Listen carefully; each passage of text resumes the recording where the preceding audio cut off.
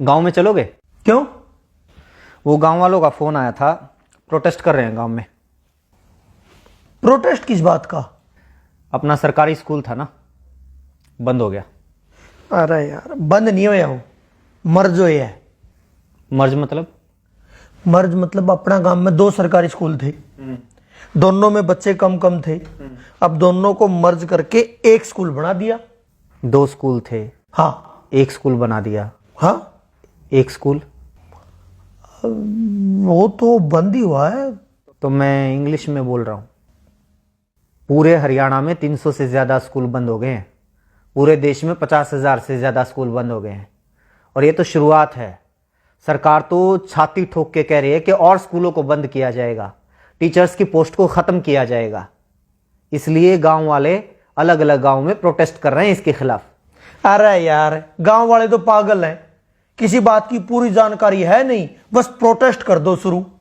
एक बात बता, जब कोई भी आदमी अपने बच्चों को सरकारी स्कूल में पढ़ाने को तैयार ही नहीं है तो उन स्कूलों का करेंगे क्या? कर दो बंद। एक बात बता, तू अपने बच्चों को सरकारी स्कूल में पढ़ाएगा? मतलब मैं अपने बच्चों को सरकारी बस में नहीं भेजता तो सरकारी बसों को खत्म कर दो। मैं अपने बच्चों को ट्रेन में नहीं भेजता तो ट्रेन को खत्म कर दो। मैं अपने बच्चों को सरकारी स्कूलों में नहीं भेजता तो सरकारी स्कूलों को खत्म कर दो। मेरे तो बच्चे ही नहीं हैं तो सारे देश के बच्चों को खत्म कर दो। ये क्या लॉजिक हुआ? अरे तू अपनी छोड़, एक बात बता, सरकारी स्कूलों में जितने टीचर्स हैं क्या वो अपने बच्चों को सरकारी स्कूलों में पढ़ाते हैं? उससे भी बड़ा सवाल यह है कि वो अपने बच्चों को सरकारी स्कूलों में क्यों नहीं पढ़ाते हैं? क्यों नहीं पढ़ाते? क्योंकि सरकारी स्कूलों को पढ़ने लायक नहीं छोड़ा गया है। स्कूलों में टीचर नहीं है। शायद ही कोई ऐसा स्कूल हो जहां पर जितने टीचर्स की जरूरत है उतने टीचर हों। बैठने के लिए ढंग की इमारत नहीं है, कमरे नहीं है। कई स्कूलों की तो छतें गिर जाती हैं जिस वक्त क्लास चल रही होती है। पीने तक का पानी नहीं है, बैठने के लिए बेंच नहीं है। यहां तक कि टॉयलेट तक भी ऐसे होते हैं कि अगर कोई चला जाए तो मरीज बन के वापिस आए। ऐसे स्कूलों में कौन अपने बच्चों को पढ़ाना चाहेगा? अरे यार, ठीक है, सारे स्कूलों में अच्छी व्यवस्था नहीं है, लेकिन बहुत सारे स्कूल ऐसे हैं जिनमें वे सारी व्यवस्थाएं हैं और स्टाफ भी पूरा है। वहां टीचर्स कितना पढ़ाते हैं बताइयो? हाँ, सही बात, ये बात सही कही। अपने शहर में भी और बहुत सारे शहरों में, अलग अलग स्टेट में कई स्कूल ऐसे हैं, सरकारी स्कूलों की बात कर रहा हूं मैं, जहां पर स्टाफ पूरा है, ठीक ठाक व्यवस्थाएं हैं, साफ सफाई है, इमारतें वगैरह, बिल्डिंग्स वगैरह अच्छी हैं। उन स्कूलों में जाके देखो।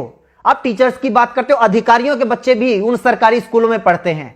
उन स्कूलों में एडमिशन के लिए सिफारिशें लगती हैं, एडमिशन नहीं हो पाते। कौन नहीं चाहता अपने बच्चों को सरकारी स्कूलों में पढ़ाना? कोई सरकारी स्कूलों को बनाए तो ऐसा जिसमें लोग अपने बच्चों को पढ़ाना चाहें। तो बना लो। जब सरकारी स्कूल के टीचर्स बच्चों को अच्छा पढ़ाएंगे तो सरकारी स्कूल अपने आप अच्छे हो जाएंगे। बता, क्यों नहीं टीचर्स बच्चों को पढ़ाते? मुझे एक बात बता, तू जंगल राज में रह रहा है या एडमिनिस्ट्रेटिव सिस्टम में रह रहा है? मतलब ये जंगल राज में होता है, अपने आप ठीक कर लो, अपने आप हो जाएगा, अपने आप सही हो जाएगा, अपने आप गलत हो जाएगा। शेर की मर्जी, जिसको मर्जी खा जाए, जिसको मर्जी छोड़ दे, उसके मूड के ऊपर है। ये हिरण की कैपेसिटी है, शेर से तेज दौड़ सकता है तो बच जाएगा, नहीं तो उसका शिकार हो जाएगा। ये होता है जंगल राज। एडमिनिस्ट्रेटिव सिस्टम, प्रशासकीय व्यवस्था पता है क्या होती है? जहां पर कोई जवाबदेही होती है, कोई हायरार्की होती है, कहीं चेक एंड बैलेंसेस होते हैं। प्रशासकीय व्यवस्था पता है क्या कहती है? अगर आप टीचर नियुक्त करते हैं या किसी भी महकमे में कोई भी कर्मचारी नियुक्त करते हैं तो वो अपने आप काम नहीं करेगा, उससे काम करवाना पड़ेगा। इसलिए चेक एंड बैलेंसेस होते हैं, जवाबदेही तय की जाती है।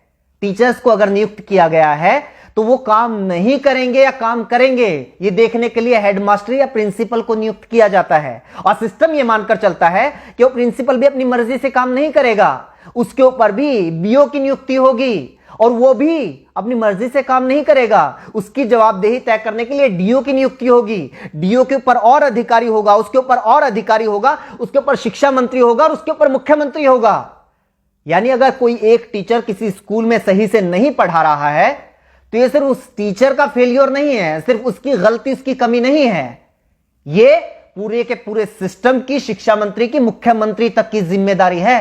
ये पूरा का पूरा सिस्टम जब कोलैप्स होता है तब जाकर कोई कर्मचारी अपना काम सही से नहीं करता है।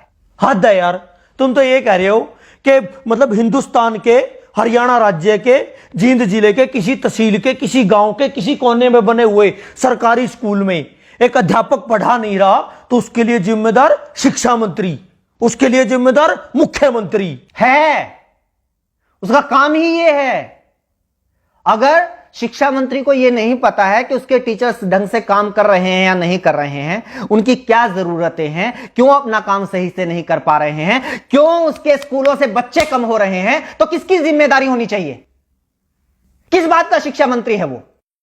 अगर वो अपने स्कूलों को सही से नहीं चला पा रहा है तो उसको हटाओ नौकरी से, किसी और को लगाओ। और क्या बात करते हो, सरकारी स्कूलों के टीचर्स अपना काम नहीं करते? यही सरकार होती है ना, यही सरकारी कर्मचारी होते हैं जब इन लोगों की ड्यूटी लगा दी जाती है कि जाके पता करो गांव में कितने लोग खुले में शौच करने के लिए जाते हैं। सुबह 4 बजे 5 बजे उठ के बाहर कौन पोटी करने के लिए जा रहा है, उनकी गिनती यही टीचर्स करते हैं। कभी परिवार पहचान पत्र बनाने में ड्यूटी लगा दी जाती है, कभी कावड़ियों की सेवा में लगा दी जाती है, कभी मेले और मंडियों में ड्यूटी लगा दी जाती है, और उन टीचर से यही सरकार काम लेती है। वो काम तो बड़े अच्छे से कर देते हैं टीचर्स। पता है क्यों? क्योंकि सरकार टीचर से वो काम करवाना चाहती है, शिद्दत से करवाना चाहती है, इसलिए वो काम करवा लेती है। लेकिन यही सरकार नहीं चाहती कि ये टीचर्स स्कूलों में पढ़ाएं। इसलिए मैं भी मानता हूं बहुत सारे टीचर्स अपना काम ईमानदारी से नहीं करते होंगे, क्योंकि उनको पता है कोई चेक एंड बैलेंस नहीं है, कोई जवाबदेही नहीं है, और सरकार खुद नहीं चाहती कि सरकारी स्कूलों में पढ़ाई हो, ताकि बच्चे धीरे धीरे स्कूलों से अपना नाम कटवा कर प्राइवेट स्कूलों में चले जाएं, फिर स्टूडेंट्स की संख्या कम हो जाए और सरकार को बहाना मिल जाए, बच्चे तो आ ही नहीं रहे, स्कूल बंद कर दो। यह ज्ञान देने वाले बहुत मिलेंगे।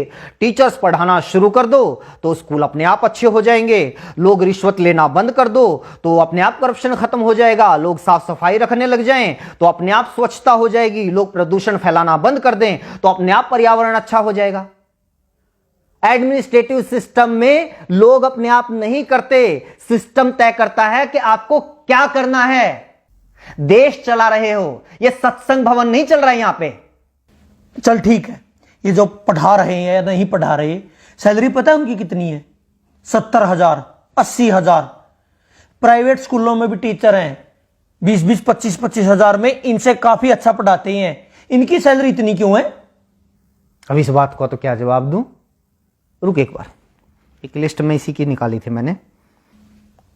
अपने देश में बहुत सारे लोगों को यह लगता है कि टीचर्स की सैलरी बहुत है, लेकिन जो दुनिया के अच्छे अच्छे देश है ना, जहां पर अच्छा एजुकेशन सिस्टम है, लाइफ लिविंग स्टैंडर्ड है, जहां का वीजा लगवाने के लिए दुनिया भर के लोग मरते हैं, उन देशों की बात कर। कनाडा में $1,00,000 सालाना, $1,00,000 सालाना टीचर्स की औसत इनकम है। पता है कितना हुआ? 1,00,000 को 80 से गुणा कर 80 लाख रुपए सालाना। बता महीने की कितनी सैलरी हुई? जर्मनी में 63,000 यूरो, वो भी लगभग 80 रुपए के बराबर है, उसको भी 80 से गुना कर। आगे आजा, नीदरलैंड में 60,000 यूरो, ऑस्ट्रेलिया में 98,000, लगभग $1,00,000, यूएसए में $60,000, आयरलैंड में $48,000, डेनमार्क में 47,000 यूरो, ऑस्ट्रिया में 45,000 यूरो। और तुम लोगों को यह लगता है कि हमारे देश में टीचर्स की सैलरी तो पता नहीं बहुत ज्यादा है। प्राइवेट स्कूलों में तो 20,000 में पढ़ा रहे हैं। जब सरकारी स्कूल वालों की 20,000 रुपए सैलरी कर दोगे ना, तो फिर 10,000 वाले आएंगे, वो कहेंगे कि हम 10,000 में पढ़ाने के लिए तैयार हैं। और जब 10,000 सैलरी कर दोगे तो 5,000 वाले आएंगे, और जब 5,000 कर दोगे तो 500 रुपए वाले आएंगे कि हम 500 रुपए में पढ़ाने के लिए तैयार हैं। और जब 500 कर दोगे तो वो लोग भी आएंगे कि जी बस 2 टाइम की रोटी दे देना, हम तो उसी में पढ़ा लेंगे। और जब वो भी कर दोगे तो वो भी आएंगे कि रोटी की भी जरूरत नहीं है, सिर छुपाने के लिए बस छत दे देना, तो हम पढ़ा लेंगे। कितना नीचे जाओगे? बनना तो अमेरिका कनाडा है, लेकिन नीतियां तुम्हें सोमालिया जैसी चाहिए। इसीलिए तो हमारे देश के जो अच्छे वैज्ञानिक हैं वो मौका मिलते ही विदेश में कट लेते हैं, अच्छे इंजीनियर विदेश में चले जाते हैं, और अच्छे पढ़ाने वाले भी विदेश में चले जाते हैं। दुनिया का ढंग का ऐसा कोई विकसित देश उठाकर देख लो, वहां पर शिक्षा मुफ्त होगी या फिर बहुत थोड़ा बहुत खर्च करके कोई भी अपने बच्चों को अच्छी शिक्षा दे सकता है। स्वास्थ्य सेवाएं मुफ्त होंगी या फिर थोड़े बहुत खर्चे पर कोई भी अपना इलाज करवा सकता है। हाँ, ये आई बात, मुफ्त स्वास्थ्य सेवाएं मुफ्त, शिक्षा मुफ्त, ट्रांसपोर्ट मुफ्त। ये जो मुफ्त की रेवड़ियां वाला सिस्टम है ना, यही गलत है। क्यों दे भाई मुफ्त? एक तो ये बात गलती से मुझसे ही निकल गई, फ्री। फ्री क्या होता है? तो सरकार को टैक्स देता है, हाँ 28% तक जीएसटी देता है, दूध दही तक के ऊपर भी टैक्स है, पानी तक के ऊपर टैक्स है, कहीं इनकम टैक्स, कहीं प्रॉपर्टी टैक्स, कहीं जुर्माना है, कहीं टोल टैक्स, गाड़ी लो तो टैक्स, सुई लो तो टैक्स, हवाई जहाज लो तो टैक्स, 50 तरह के टैक्स देता है। पैदा होने वाले बच्चे से लेकर मरने वाले आदमी तक इस देश में हर कोई टैक्स देता है। एक भिखारी से लेकर अडानी अंबानी तक इस देश में हर कोई टैक्स देता है। लेकिन बदले में सरकार क्या देती है? अगर बदले में सरकार हमारे बच्चे को एजुकेशन तक नहीं दे पाती, बदले में सरकार हमारे बच्चे को हेल्थ सर्विसेज तक नहीं दे पाती, तो किस बात का टैक्स भाई? बात पता है क्या है? आज तो तुम लोगों की थोड़ी बहुत औकात हो गई है कि भाई 5-10 हजार रुपए महीने के तो अपने चिंटू मिंटू को पढ़ाने के लिए हम दे ही सकते हैं, इसलिए क्या करना है सरकारी स्कूलों का, करो बंद। अपने चिंटू मिंटू की चिंता है, लेकिन वो जो मनरेगा के मजदूर हैं वो कहां से लेके आएंगे भाई 5-5, 10-10 हजार रुपए महीने की फीस? उनके बच्चे कहां पढ़ेंगे? मजदूरों के बच्चे, गरीब किसानों के बच्चे, उन लोगों के बच्चे कहां पढ़ेंगे जो लोग दिन में 100 रुपए कमा के लेके आते हैं और 80 रुपए का पौवा पी के सो जाते हैं बीवी को पीट के? वो बच्चे कहां जाएंगे? अगर ऐसी ही सोच कुछ साल पहले और लोगों की होती तो ना तो किसी मल्लाह के बेटे को अब्दुल कलाम देश के राष्ट्रपति बनना था और ना ही किसी चाय बेचने वाले के बेटे को प्रधानमंत्री बनना था। जाके पढ़ लो इन लोगों का इतिहास, जीवनियां। कौन से सेंट जोसेफ कॉन्वेंट स्कूल में पढ़े थे, इन्हीं सरकारी स्कूलों में पढ़ के इतने बड़े लोग बने हैं ये।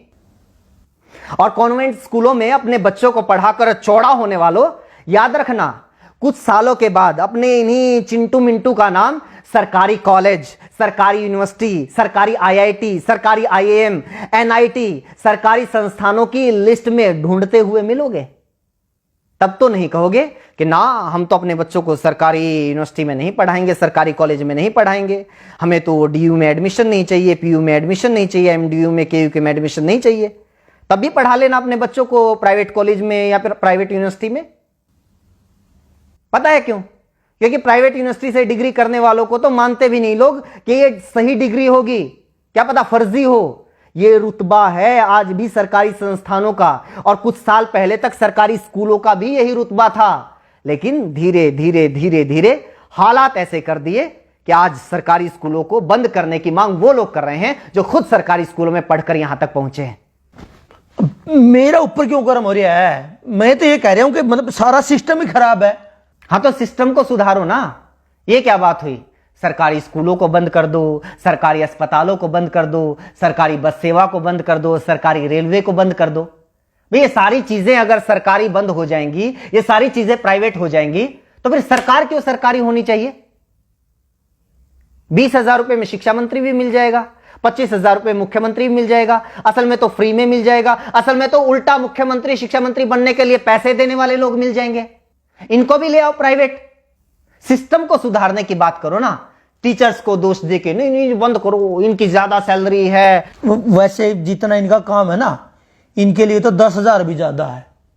मतलब मेरा चाचा का लड़का है, सुबेरे 8-9 बजे स्कूल में जाना, 2-2:30 बजे वापिस आ जाइए, हैं संडे की छुट्टी, कई बार सैटरडे की भी छुट्टी, फिर होली दिवाली, मतलब छुट्टी छुट्टी पता नहीं कितनी छुट्टी होती हैं। तनख्वाह 60,000 70,000 रुपये। और यहाँ देखो दिन रात मतलब दुकान में काम करा, होली दिवाली कितने बार तो यार पता नहीं छुट्टी हुआ नहीं हुआ, 9-10 घंटे कम से कम दुकान खोलते हैं, दिन रात मेहनत करते हैं, तब जाके 2 पैसे आते हैं घर में। असली समस्या तो ये है ना, मेरी बुआ का लड़का सरकारी लगा हुआ है, मेरे चाचा का लड़का सरकारी लगा हुआ है, मेरे पड़ोस में सरकारी लगा हुआ है। पूरे मोहल्ले में एक बच्चे को नौकरी मिल जाए तो सारे मोहल्ले में आग लग जाती है। इस जलन का क्या करेंगे भाई साहब? बस लोगों को यह चाहिए कि भी हमारी एक आंख फूटी हुई है तो सामने वाले की दोनों फोड़ दो।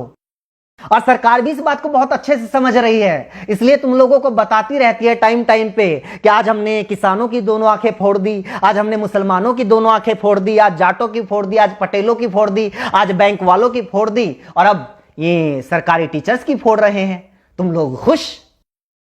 लेकिन नागरिक तो उस दिन बनोगे ना, व्यवस्था तो उस दिन सुधरेगी ना, देश तो उस दिन आगे बढ़ेगा ना, जब खड़े होके कहोगे कि जी सामने वाले की जो दोनों आंखें हैं वो सलामत रहनी चाहिए और मेरी एक आंख फूटी हुई है उसका इलाज करवाओ।